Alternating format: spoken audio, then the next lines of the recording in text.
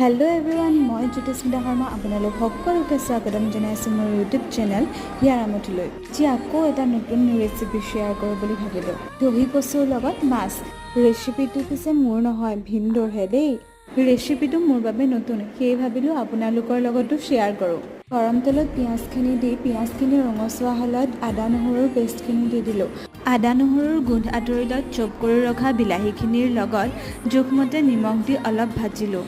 তাৰপিছত বইল কৰি ৰখা আলুখিনি দি তাতে হালধি, জিৰা আৰু জালুকৰ গুড়ি দি অলপ সময় ভাজিলোঁ। তাৰপিছত কাটি ৰখা কচুৰ টুকুৰাকেইটা দি অলপ সিজিবলৈ ঢাক মাৰি দিলোঁ।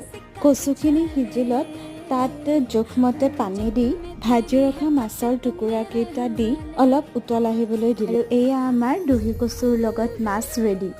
আপোনালোকেও খাই চাবচোন আৰু মোক জনাব কেনে পালে খাই। Thanks for watching.